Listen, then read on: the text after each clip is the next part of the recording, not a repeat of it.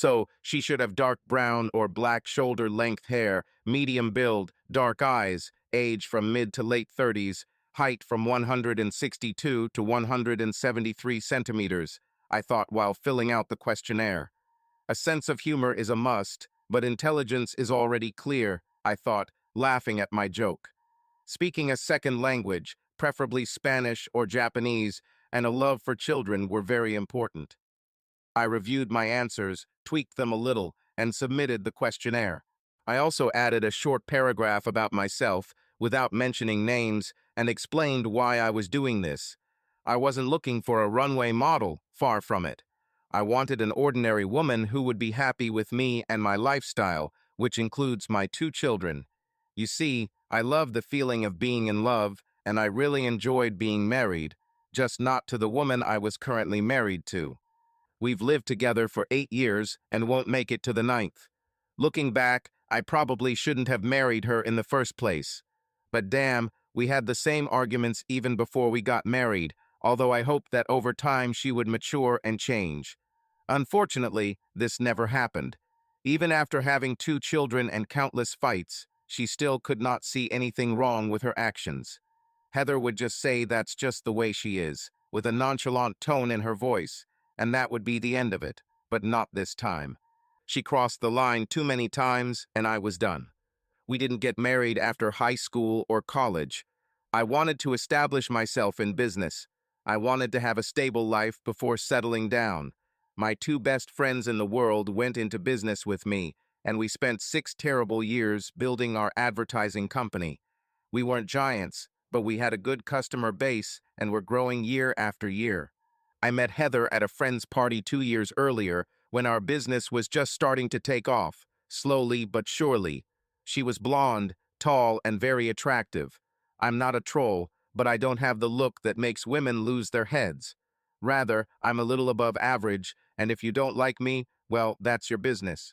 I remember in college I once asked the most beautiful girl I had ever seen to dance. I was a freshman, and my 2 friends bet me that I wouldn't dare ask her out. She turned down 99% of the guys who asked her out and just stood there with her group, looking great when I approached her. "Would you like to dance?" I asked, knowing in advance what she would say. She looked down on me and said it wouldn't get better. "Thank God," I said loud enough for everyone to hear. "For a moment I thought you would agree, and then I would have to actually dance with you. I only invited you out of politeness, you see, an arrogant, self-centered piece of trash like you probably rarely dances because your head is shoved too deep into your ass, but I decided to ask anyway. However, if you'll excuse me, I need to go to the toilet," I said, walking away from her and her stunning company. Some people started giggling. As you can see, I have no problem calling a spade a spade. Well, not before, not until I met Heather. I guess I didn't notice what she really was like. Getting back to Heather, for some reason she decided to agree to go out with me when I invited her. I wasn't sure why, but I was happy nonetheless. We were busy, so we didn't meet much. Damn, she already had a lot of fans. She was always friendly when we met, and after the 5th year of business our business began to calm down and my thoughts turned back to women. I had a few dollars in my pocket, and for the first time in a long time, I could afford a woman more than just a movie and pizza after that. "Steve, how are you? Still working until midnight?" Heather met me, catching up with me in the shopping center. "There is still work to be done, but we are starting to see light at the end of the tunnel. And how are you? Still at the same accounting firm?" 4 years next week," she said proudly. "Should we go somewhere to eat and chat?" "Of course it would be great. I'll look at my schedule and call you back," I said, astonished by the fact itself. "Great, I'm waiting for your call," she said with a big smile. "Well, I have to go. I have a hair appointment and I don't want to be late." She waved and disappeared in less than 2 minutes. I won't bore you with the details of our dates after that or my clumsy attempts at courting Heather. Let's just say I did my best and had some success. Okay, it was like 7th heaven for me. We dated off and on for 6 months when we decided to become a couple. We've been through a lot together, but she said she wouldn't go all the way with me until she was completely ready. When we celebrated 4 months of our romance, I decided to give her an unforgettable evening. On Saturday, I took her to a fancy restaurant. We took a carriage ride around the lake and ended the evening at a decent nightclub. It was not for teenagers, but for a more mature audience. It was crowded, and I couldn't catch the waitress's eye. "Wait, I'll go to the bar and get us some drinks." "I'll be back soon," I said, making my way through the crowd. It only took me 10 minutes, but when I got back to our table, I noticed she wasn't there. "Maybe she's in the ladies' room," I thought as I sat down and waited. She wasn't hard to spot on the dance floor with her blonde hair. I couldn't believe my eyes, so I stood up to see better. Yes, it was Heather with some very tall guy. They were dancing to some salsa music, and she looked amazing dancing, but too close to him for my comfort. When the dance ended and the slow music started, I assumed she would return to the table, but as they continued dancing, something clicked in me. It took me 3 months to get this close to her. If the music hadn't stopped at that moment, I would have gone over and stopped it myself. She returned to our table with a big smile on her face. "You're back," I said as she picked up her margarita. "It's hot there." She fanned herself with one hand and sipped her drink with the other. "I needed this," she added, putting the glass down. When another guy came up and asked her to dance, she was ready to get up and go with him, but I intervened. "If you go dancing with him again, you'll find another way home tonight." "Steve, it's just a dance. And we're also just on a date, right?" "Steve, you said to yourself that you don't like dancing, but you know how much I like it," she said, standing up. "It's just one dance, and I'll be back in 5 minutes." When she took 2 steps away from the table, I stood up. I abruptly put down my drink, turned around, and started to walk away. I heard her calling me, and by the time I got to the door, I knew she was following me. I gave the valet my receipt and waited. "Steve, what the hell are you doing?" "I'm leaving, don't you see?" "Were you going to leave without saying a word?" "Heather, I told you inside that if you left again, I would leave, and you still went with that guy." "Steve, it was just a dance. What's the problem?" "It doesn't seem like a problem for you," I said as my car pulled up. "Steve, wait. I'll grab my purse and shawl." "I have the best idea. Why don't you stay and have fun dancing with everyone you come across? That way you won't have to worry about me missing you while you're on the dance floor." I got into the car. "Don't call me, I'll call you myself," I shouted through the window to an already furious Heather. I left feeling like Paul Newman in Cool Hand Luke. "We have a misunderstanding here," I remember him saying from the window just before he was shot. Heather and I had the same experience. She didn't call me anymore, and neither did I. I dated others, and although I missed her terribly, I had no intention of being used or humiliated. If she had asked me first, perhaps I wouldn't have minded if she did a couple of quick dances with someone else. But never, I repeat, never a slow dance. There is no way in hell I would allow someone to be that close to my supposed girlfriend. Sandy and I had dinner at Tony's. It was our second date when I heard a familiar voice behind me. I didn't even turn to see whose voice it was. "Good evening, Heather," I said without looking at her. By then, she had already moved to the edge of our table along with her man of the hour. "How are you doing?" "It's just wonderful, now that I'm no longer with an insecure man," she responded. "I'm glad to hear it. But if you'll excuse my manners, Heather, this is Sandy, this is Heather, a girl I used to date." "Steve, we did more than just date." "That's right, we did, until you let your looks and ego get the best of you. But that's all in the past, isn't it? Allow me to introduce myself to your man for tonight." "It's not like that unless you're going to leave him for someone better later," I said sarcastically. "Fuck you, Steve." "Right, we never got to that point, did we? I can't say I regret it. Since we broke up, you've probably gone through a dozen boyfriends." I smiled as she turned her back to him and walked away. Her friend hurried after her. "What the hell was that?" Sandy asked. "Remind me not to get on your bad side. What the hell did she do?" "Forcibly dragged you to a group of Hell's Angels." "I really don't want to talk about it, and that's all in the past." "Nonsense. Steve, by the way, the two of you were talking back and forth with each other. Anyone could tell that you both weren't over each other. Everyone can see it except you two.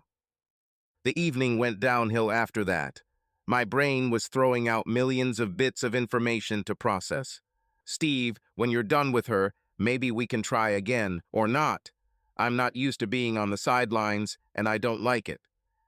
She was right. Apparently, I still had something. I mumbled something about calling her, but we both knew that wouldn't happen. I received another kiss and drove away in my car, not knowing where to go. The next week and a half was hard. We were late on 2 projects and had 3 others in the queue. When Ken told me to pull myself together, I knew he was right. I can't get heater out of my head. Steve, listen, call her, buy her dinner, sleep with her, and come back tomorrow with a clear head. I need you 100% so we can finish the rest of the projects on time. So, if you don't mind, let's get back to work. For Ken and Andy, my other partner, talking was easy.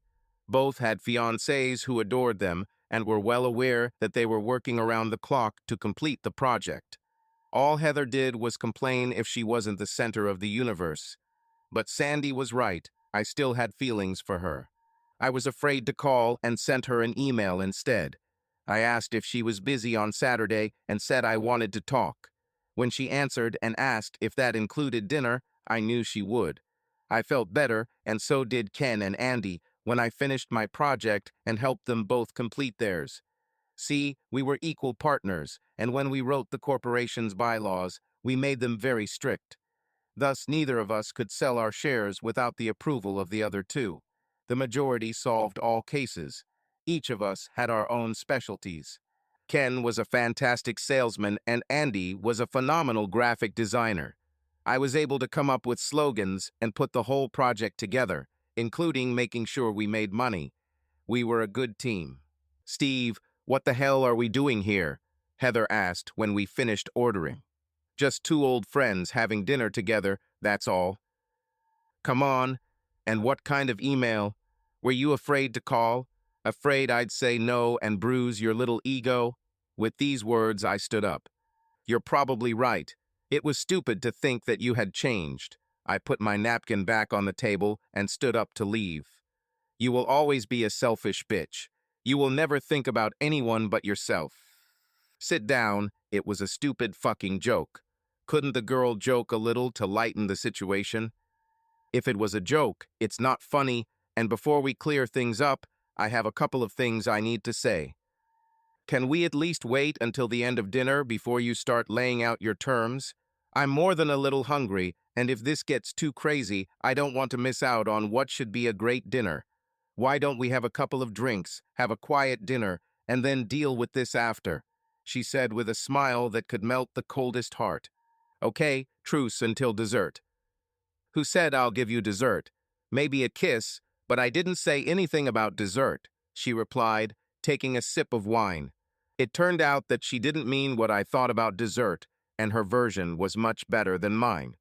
Well, isn't this better than screaming and yelling at each other? She asked as we were both lying in bed. Now about those terms and conditions. We resolved most of our differences that weekend. We set boundaries for each of us and developed a safe word when one of us crossed the line. More than once I received a call or email from Heather with one word, chocolate. We both knew what this meant. Gotta go, guys. See you in the morning.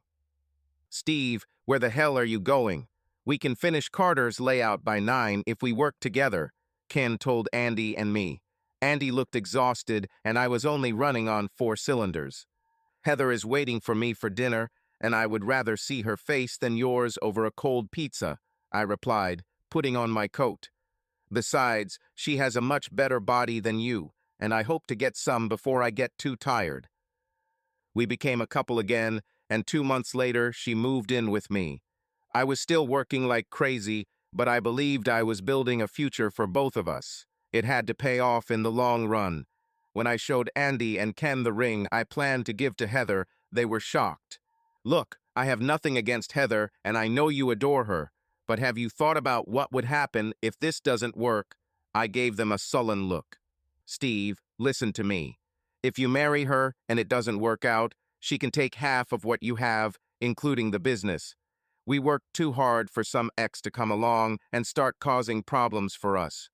All I ask is that you talk to our lawyer and get his opinion, and if it suits you, go for it with our blessing. You guys need to go out more, you work too much. Now that you've said that, what are you going to do with Anne and Linda? Have you discussed the prenuptial agreement with them? They both said that their fiancés were fine with it, and if I don't believe them, I can ask them myself. Guys, this is so impersonal, and I know it will cause an argument. Steve, wouldn't it be better to find out now before you propose? If you do this later, she will definitely think that you have doubts. Get her consent now, and then propose. This way you will be protected, and it will never come up again. You'll sleep a lot easier knowing you're protected, Andy said. He was wrong. I was a coward when it came to Heather. I controlled every other girl I'd ever dated, but when I looked at her, my knees shook and my brain failed. A week later, after dinner and sex, I raised the question in what seemed like an indirect way. Honey, can I ask you something? I started our conversation. Of course, dear, ask anything, she replied, settling comfortably next to me. Do you trust me? Do you think I'll ever hurt you? No, I hope not. Why do you ask? Have you done something? Now she sat looking at me. No, I didn't do anything. Just thinking about us and our future, that's all. Darling, I think about us every day and how happy I am. You know, I worked hard to make our business grow. I see this as our nest, for our future. You work too much and your partners don't appreciate everything you do for them, she replied, making what I should have asked even more difficult. We each have our own specialty and we work together to get the job done. It's always been like that. But when we formed the company, we put in some bylaws that prevent anyone else from owning shares in the company. This way, only the three of us will ever own the company. What if one of you wants to come out, or what if one of you dies? Then the other two will buy out the third share, and it will remain with the original owners. Steve, what does this have to do with us? I'm getting there, I whispered as sweat began to roll down my back and sides. Would you object to signing a prenuptial agreement? I said, uncertainty, expecting an explosion. So, you're asking me to marry you, right? And you want me to give up my rights to anything and everything, so that when you get tired of me, you can throw me out on the street like garbage. Is this the essence of everything?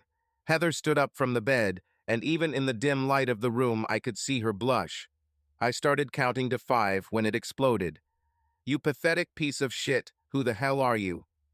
Look, honey, let me explain, I tried to say before she shot, stabbed, and hung me from the ceiling fan. The last thing I saw was her coming out of the door, which flew out of its hinges when she slammed it. It didn't go well. She disappeared for 3 days. I tried to reach her at work, but she didn't answer my calls. Thank you, guys, I said to my partners on the second day. Heather left me because I brought up that damn prenup, and now she won't even talk to me. Is there anything else you would like me to tell her? I'm sure you can think of a couple more things to make her angrier at me, if that's even possible. Steve, I'm sorry, but how would you feel if she left and you lost half of what you worked so hard to earn? Looks like I knew they were right.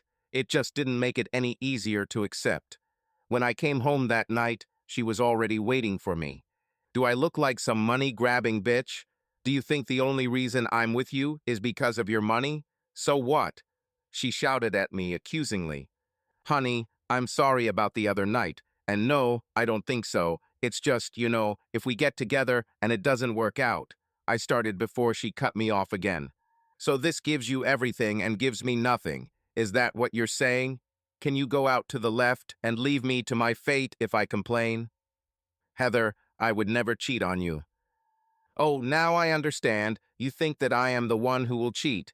That's what it's all about. At least I'm glad I found out in advance what you really think about me. You really are a pathetic worm, aren't you?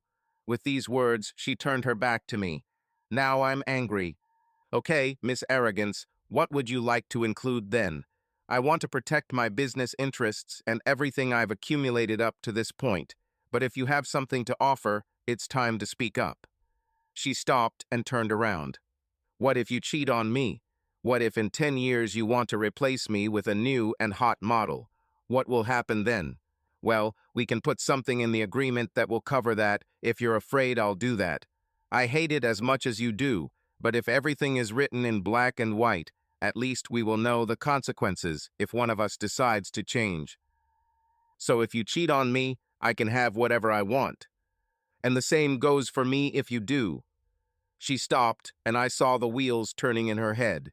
I don't like it, but I understand the reasons. It's like drawing up an impersonal marriage contract. Point 4, condition 3, and so on.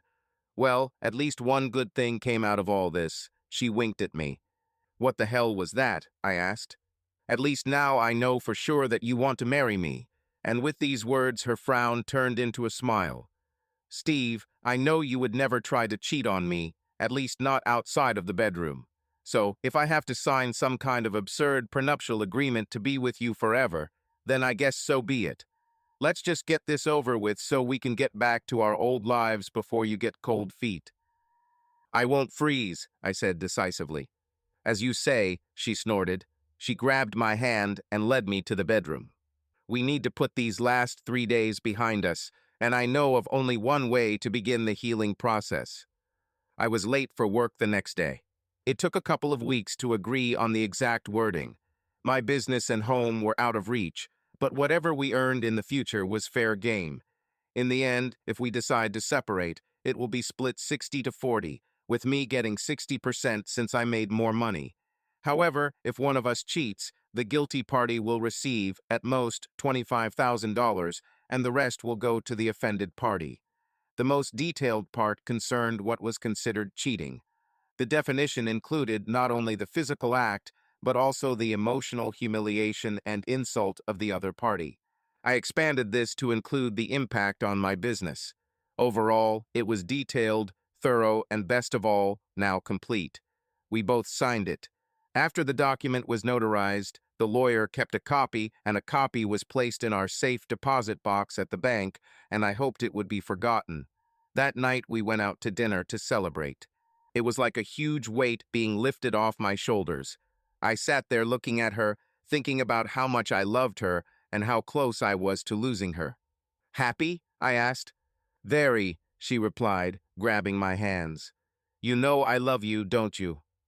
And you know that I'm completely in love with you too, I replied as our eyes looked at each other lovingly. Let's skip dinner and go home.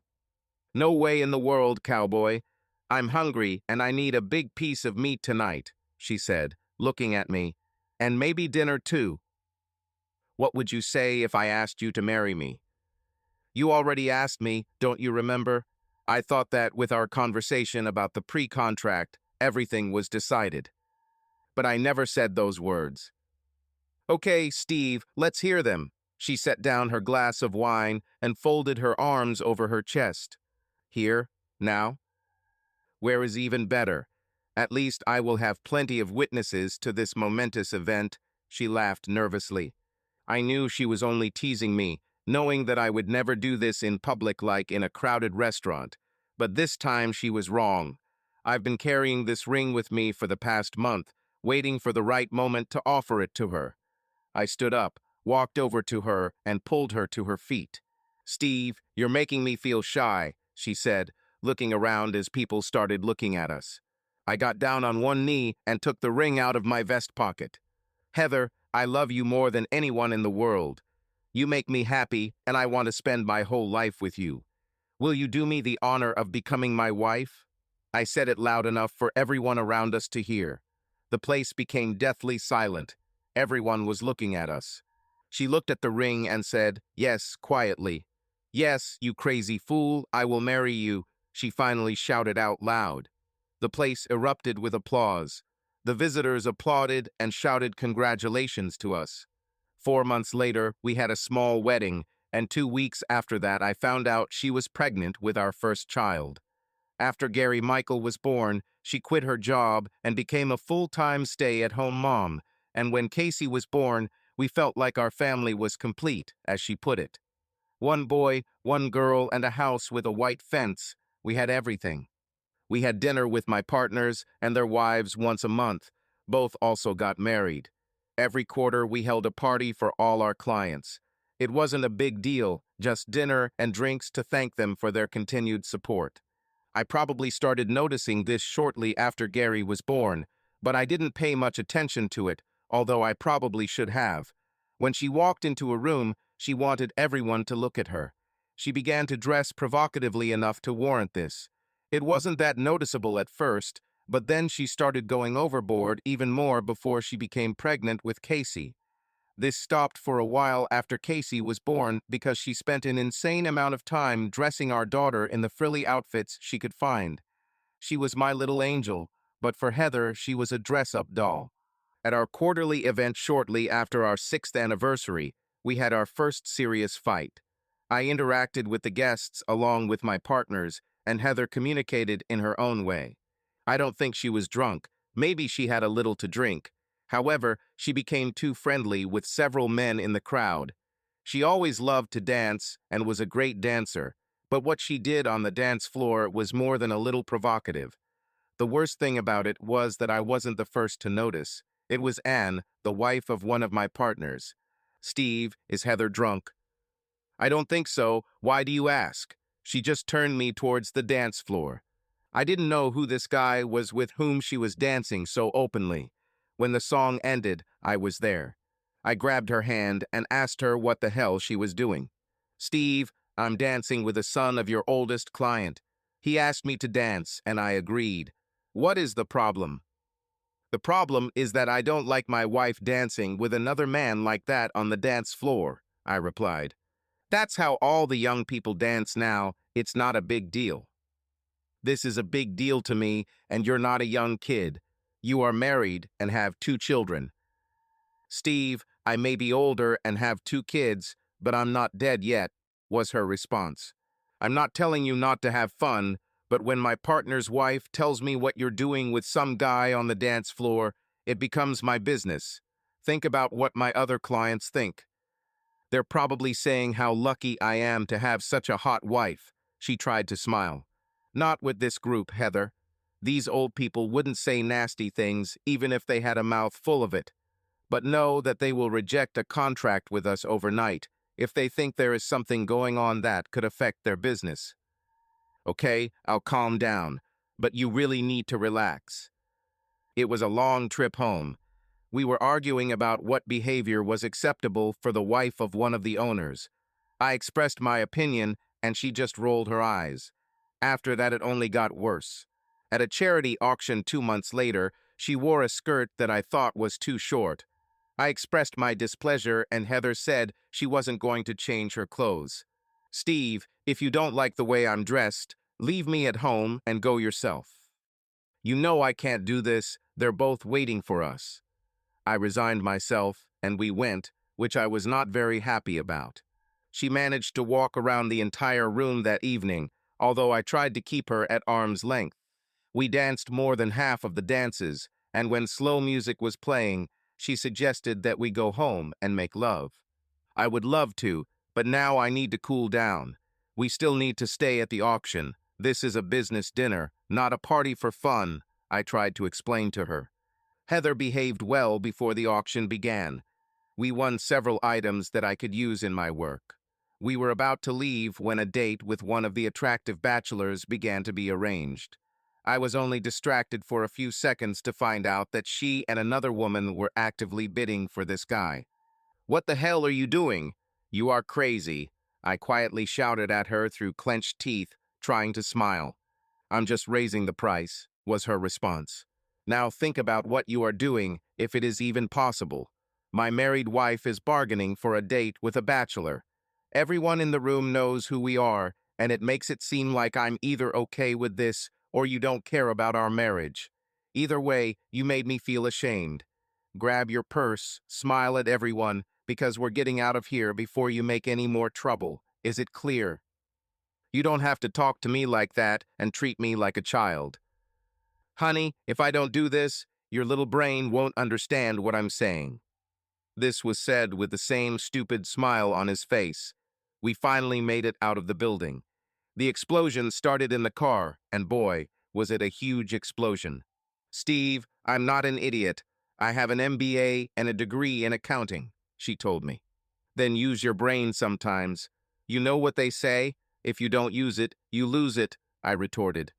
Keep going, and I know something you won't get to use for a very, very long time.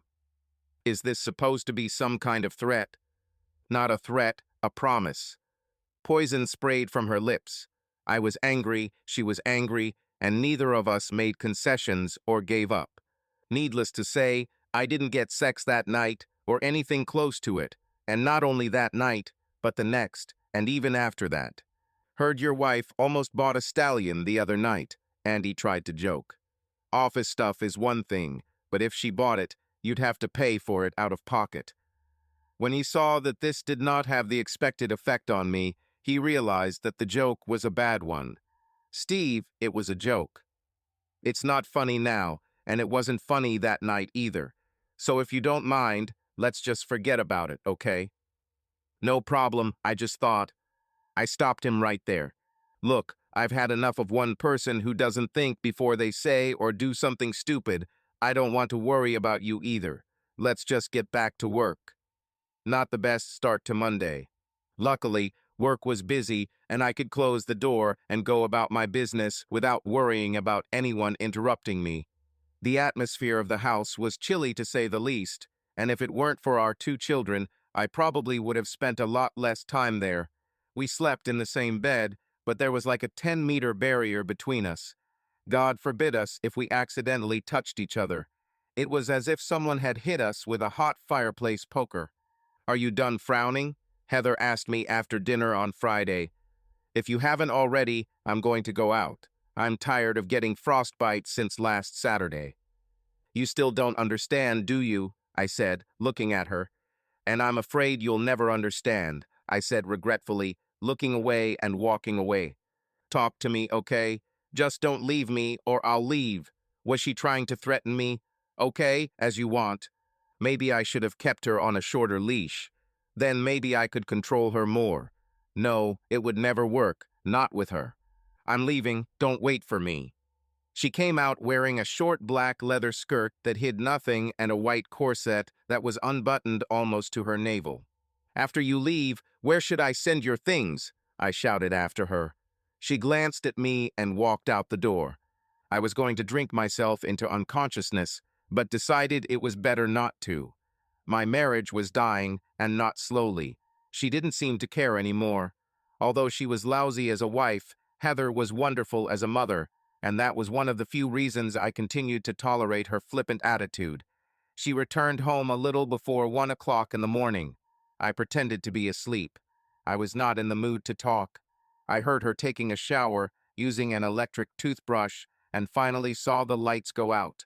She climbed into our bed, and instead of staying on her side, she moved closer to me.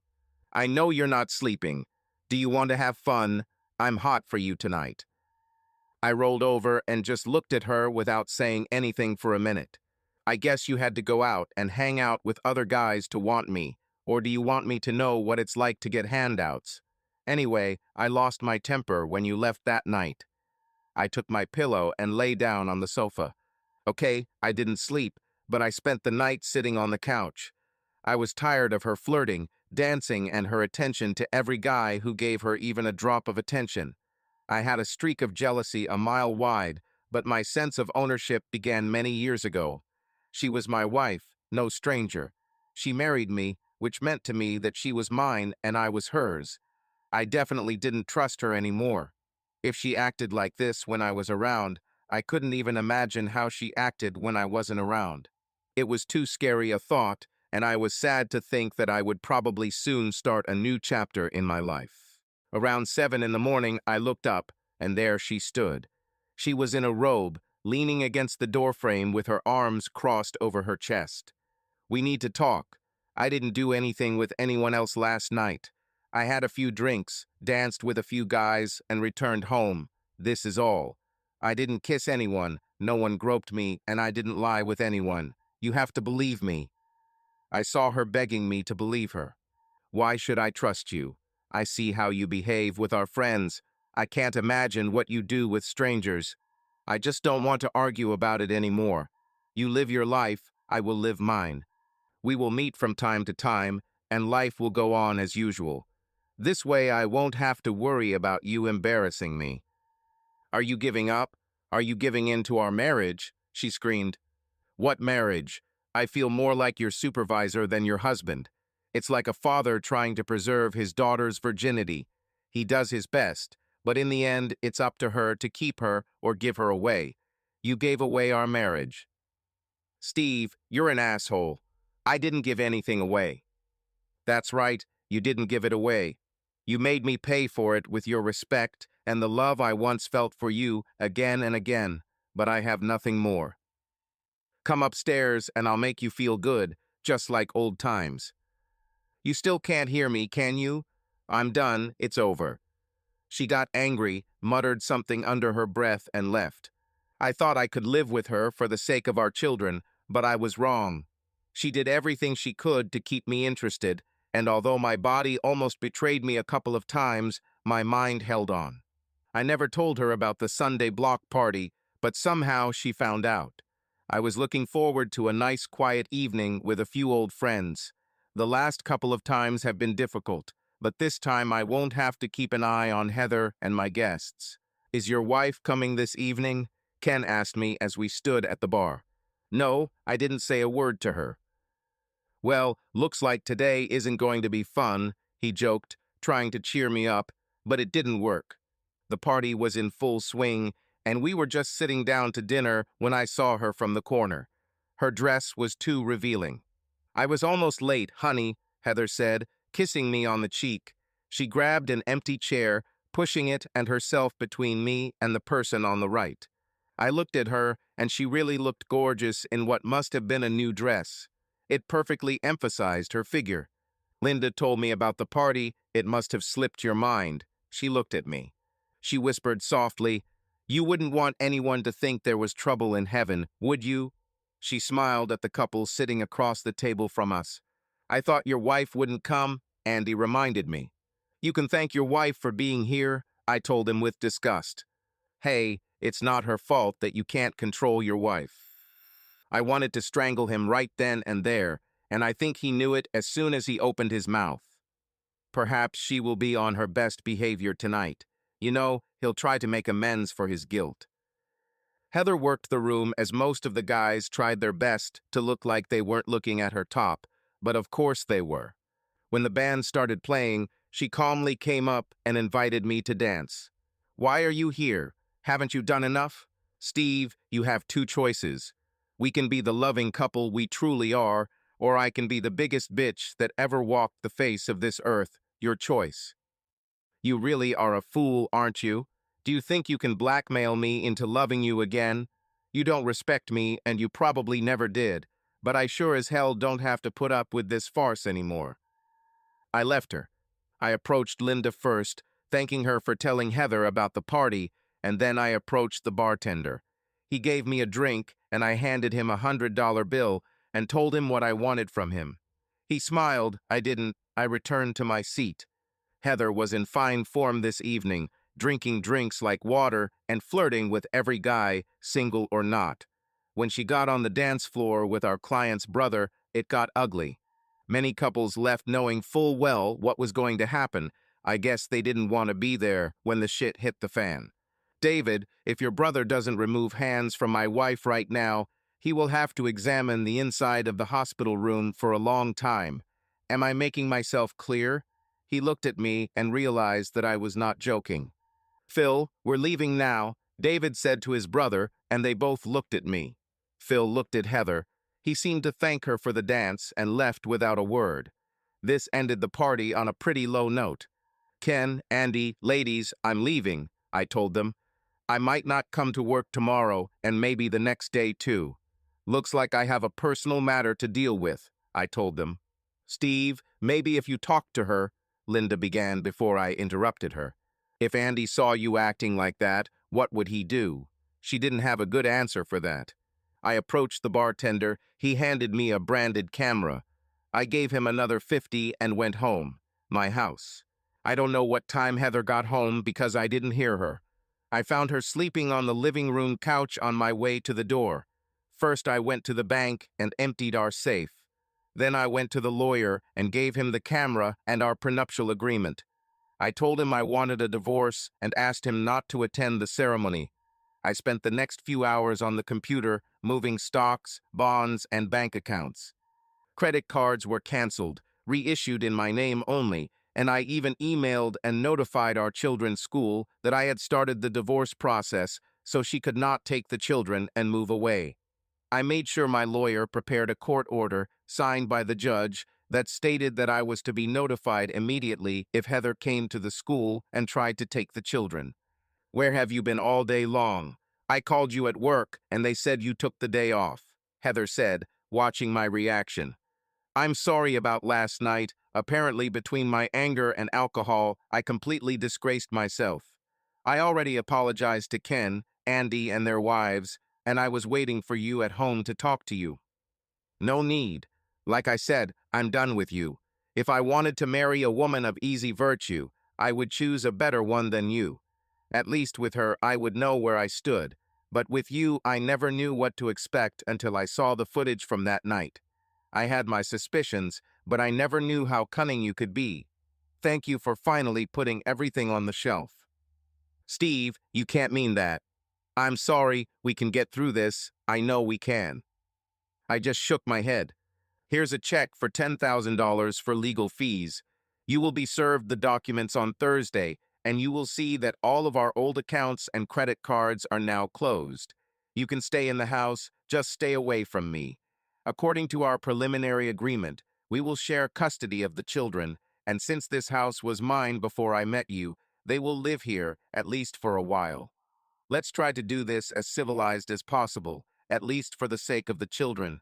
Don't even think about taking them and leaving. I have a signed court order that states that I will be notified immediately if you try to pick up children from school for any reason. When you get a lawyer, I will send him a copy of our prenuptial agreement. I wish I could say this is just a business relationship, but it's not. It's personal now. So if you'll excuse me, I need to tell our kids we're getting a divorce and make it as easy as possible for them." I was left stunned by Heather. She found a good lawyer, thinking she would get a lot of money with me. When he saw the agreement, the testimony I had collected from people at various parties, and the recording of her antics at the Sunday party, he had a meeting with her that was an eye-opener. She wasn't happy. The divorce went quickly because everything was clearly agreed upon. I don't know if she hated me, but she had to because my lawyer was merciless. Heather found herself in a one-room apartment with her jewelry, clothes, car, and a lot of money that would not last forever. I allowed her to see the children in the house, but I was always there. She got a part-time job as an accountant, and I heard that she also did some freelancing. I felt pretty good for the next 3 months. My children were with me because Heather could not support them. She saw them a couple of times a week. She was even allowed to visit them on weekends in her apartment. I tried not to interfere when she came to pick them up. I didn't have to see her if I didn't want to. I wasn't dating anyone other than I just didn't want to. We were busy and started to attract a lot of new clients. Then I was set up. "No, no, no, I don't agree with this," I shouted at both of them. "Why the hell would I agree to something like that? You know what she's like. Listen, Anne says she needs the money after your divorce, and this way we won't have to worry about our events. She will organize everything, send out invitations, and take care of food and drinks. All we need is to just come there and enjoy." They persuaded me. I objected, but they convinced me. I wasn't going to go, but it wouldn't be right from a business perspective. So I resigned myself and went. "Good evening, Steve." "Heather," I nodded in response. "I have everything under control. Relax and pretend I'm not here." "Yes, sure." It turns out I was wrong. Everything went well, and it was probably the best party we've ever had. At least that's what our clients said. We got some new contracts, and Ken and Andy were sure it was because of the party. We need to hold them every 2 months and invite potential clients. We could set up a meeting room and, they assured me, that way we might be able to attract even more business. I was against it, but once again I found myself in the minority. I didn't like where this was going. Under Heather's leadership, the parties continued and expanded. She became the hostess and now communicated openly with our guests. She became more than friendly with several of our clients, and if I didn't know better, I would have thought there was something going on behind the scenes. When Heather started bringing in women to serve drinks, I shuddered. They looked and behaved like women of easy virtue. When one or two started disappearing with clients upstairs, I tried to intervene. Guys, what are we doing? You may get one or two clients, but our old clients won't wait for something to happen. They care about their reputation. Steve, we're getting more business than we can handle. Relax and go with the flow, Ken told me, looking at one of the girls. The guys can stay if they want, but I'm leaving. I don't want anything to do with this. I was heading out the door when Heather approached me. Already leaving? The party is just getting started. Did you ever really love me, or was it just a game on your part? I really loved you, but you became so terribly boring. I was like a wild horse that wanted to run. You kept trying to keep me in the stall. By the way, I didn't cheat on you until that night. I guess I thought you were my white knight and would fight for me, but you never did. Be realistic. Why would I fight for someone who went out of his way to act like a prostitute and embarrass me? It sounds like you provide more to our clients than you have provided to me in the last 6 months of our marriage. When I pay a woman of easy virtue, I expect her to behave accordingly. I left her with her mouth open and maintained my dignity. After that night, I stopped going to company parties. Mr. Collins, I said, standing up from the table and pulling out the chair for him. I didn't expect you until tomorrow. Steve, I never like to put off bad news. I changed my schedule so we could meet this morning. Sit down, let's talk. Would you like something to eat or drink? I asked. Nothing, thank you, I won't stay long, he said, crossing his legs. Steve, I like you, and it pains me to tell you that I'm taking my business. A group of 7 people doesn't approve of the direction your firm is heading in, and we can't afford to be around if and when something ends up happening. I don't understand. Is this something we did? And if so, give us a chance to correct the mistake, I begged him. Steve, I have always appreciated you, and you have never misled me, but your 2 partners are leading your firm down a shaky path. Can I ask you a personal question? Of course, please ask, I replied. I didn't see you at the last games. May I ask why you weren't there? It's quite a personal matter. You mean your ex-wife is recruiting girls for your new clients? Steve, one of them even had the courage to ask me if I wanted to go upstairs. As I said, we do not approve of the direction your company is heading in, and we are considering other options. Think fast, my brain screamed out loud. What if I can guarantee you that in less than 30 days our company will make a complete 180-degree turnaround? What if I told you that if this doesn't happen, I'll start my own company? Look, it's only 30 days, and if I'm wrong, what do you have to lose? Give me 1 month to prove this to you. I saw the wheels turning in his head. Okay, 30 days and not a day more. 30 days from this day, I will be here again to either shake your hand or pick up my business. Agreed. Thank you. I promise you I won't disappoint. I knew I had to quickly fix this hellish situation. Andy and Ken arrived late, as usual. Guys, we have a big problem. Some of our clients are going to leave. Damn it, he was with his wife. I told them we will fix it, but we only have 30 days. I need your help. What's the phrase? Deaf, stupid, blind, and stupid. That's who they were. They liked the party the way it was, and if some of the old guys didn't like it, they didn't care. Look, Steve, we have contracts with all of them. They can't just walk away without paying a huge termination fee, and they won't do it. You worry too much, they told me. To hell with them, I thought. I'm not going down without a fight. I took the phone. I set the meeting up for lunch instead of dinner because I didn't want anyone to know about it. Glad you both could come, I said to Anne and Linda. Why so secret, Steve? Asked Anne. Or should I say we, have a big problem. I then explained to them about my meeting with Mr. Collins and the conversation with their husbands yesterday. If I have to, I will start my own business. I worked too hard to build this business and see it destroyed because of my ex-wife and a couple of easy women. What kind of women of easy virtue? Anne perked up, straightening up in her chair. You haven't been to a party for the last 6 months.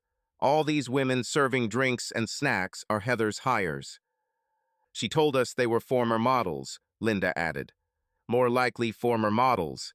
They take potential clients to the top and offer them a small incentive to sign a contract. Our husbands would never agree to this, they both insisted. Are you going to the party on Saturday? I asked. Actually, no, they've become more like college parties than business events, Anne said, looking at Linda for confirmation. Now, a very personal question. Were your prenuptial agreements the same as Heather and I?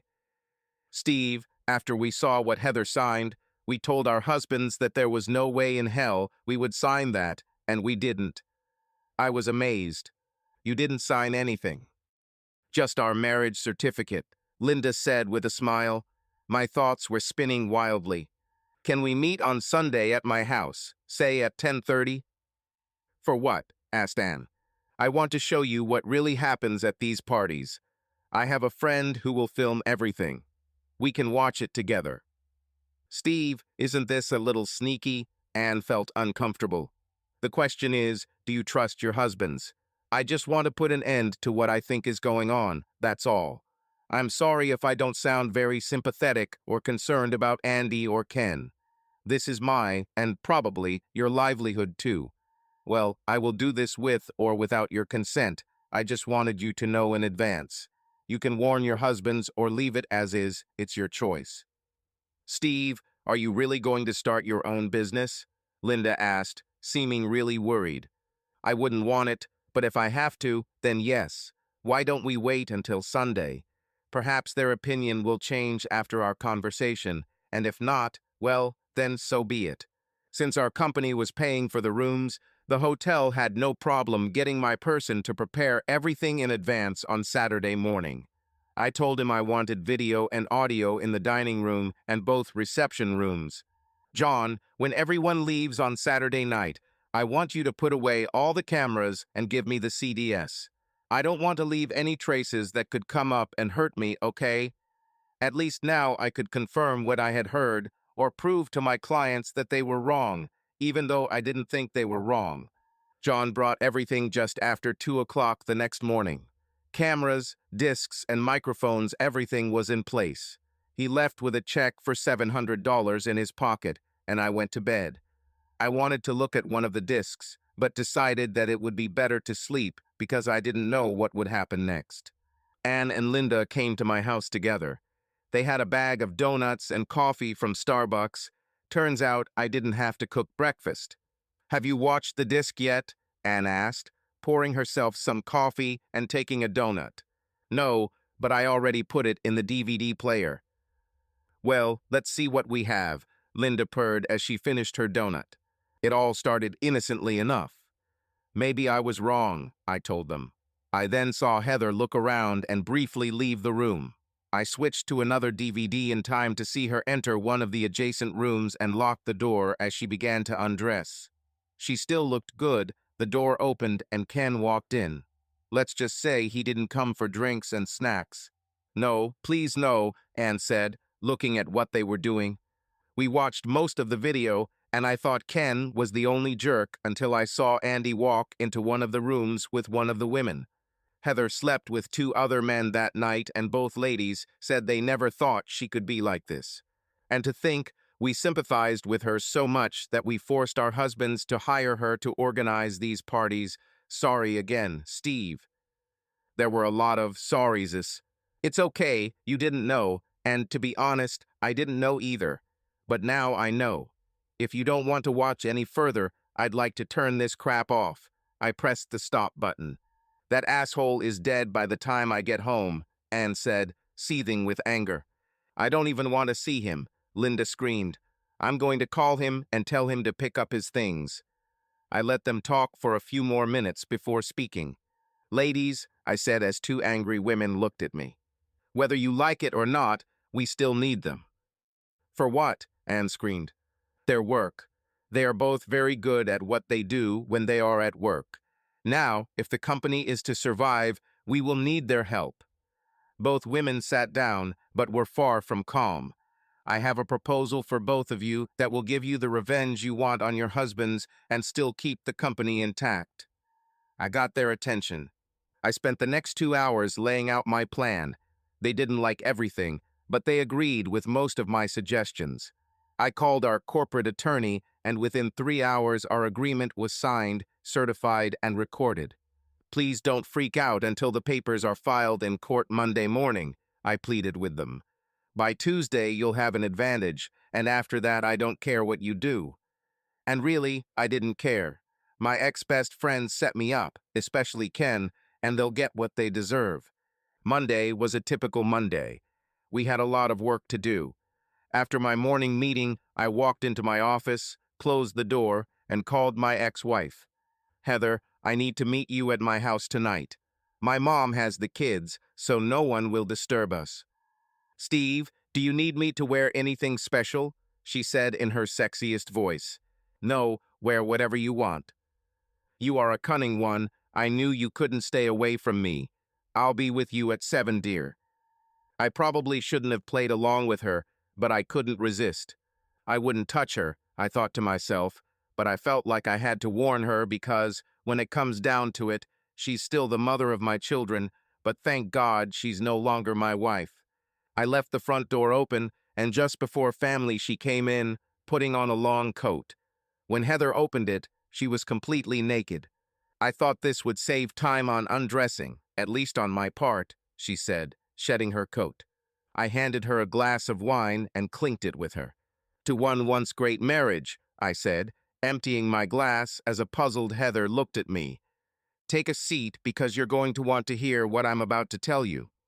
Steve, we can talk later. Now we need all our energy to reconnect with each other. Is that what you told Ken too? And the 2 other guys at last Saturday's party? I turned on the DVD player. I fast-forwarded to the part where she and Ken had sex. Turn it off, please turn it off, she screamed over the recording. It was a stupid mistake. He told me that if I didn't sleep with him, he would kick me out. I had no choice. What about the other guys? You can't say that each of them threatened you. Heather, stop lying. Her face became gloomy. What about the other 2 guys? She had no answer to this. The parties ended last Saturday. No more parties, no more messing around, no more Ken and Andy. But they still owe me for Saturday. I pulled out a wad of money from my pocket. I expect $300 for a trick. This should cover you and other women of easy virtue. I handed her the money. If I were a real asshole, I would turn this tape over to the authorities, but you are still the mother of our children, and I will not take them to jail to see you. Steve, I'm sorry. I needed money to live. I think you'll have to find another way to make money. Tomorrow the wrath of God will fall on Andy and Ken, and it won't be very nice. I suggest you get out of town for a couple of weeks. Maybe you can visit your mother out of state until this dies down, and I won't stop you from seeing children, and I will not tell them what you have become. It's between you and your conscience. However, until you get over it, you can only see them in this house. You can't take them. Somewhere on your own, and no night visits. Do we have clarity on this issue? I'm just sorry it ended like this. I thought we had a pretty good marriage, but I think you wanted more than I was willing to give. For a minute, I thought she was going to beg us again to give us another try, and if I hadn't seen the tape, I might have thought about it, but not now. Hell, there was no way I could get back with her, even though I still loved her. We talked and made plans for the future, and an hour later she left. She kissed me on the cheek and told me if I ever needed a stress reliever to call her. This will never happen as long as I have 2 perfectly good hands. Anne divorced Ken, and for some reason Linda decided to try to make things right with Andy, although I still wouldn't want to be in his place. You see, each of the women received 50% of their husband's shares in our company. With these shares, Linda, Anne, and I now had a controlling interest in the company. Andy and Ken were told that they would still be able to keep their jobs, but they would only be paid for what they did for the company in the future. They weren't happy about it, but something about alimony payments and a possible looming divorce kept them working. We have made the necessary changes to bring our company back to respectability, and although we have lost a few clients, we have maintained a stable client base. Now it's just Linda, Anne, and me at the monthly meetings. Next year, we plan to expand our staff and bring in some new graphic designers, but that will be our decision. I see Heather once every 2 weeks and have no idea what's going on in her life, and I don't care anymore. There are many mentions in my personality profile, and I have even met many of them. One young lady caught my attention. Her name is Kaik, and she lives in Japan. She is a single mother and is planning a trip to the United States next month. We talked on video through the computer, and she seemed nice enough, but was concerned about what she had heard about disrespectful Americans and asked me point blank why my wife and I separated. When I told her about this, she smiled and said that she was looking forward to meeting me. Could she be the one? Time will show. But as I said at the beginning, I loved being in love, and someday I will get married again. I just hope she doesn't have a problem signing a prenuptial agreement like Heather did. I'm not going to take any chances, and neither are Anne and Linda. Subscribe to our channel so that your second chaff doesn't cheat on you, and go ahead and listen to the next story, because this story is nothing compared to the next one. If you're under 18, don't even think about listening to the next one.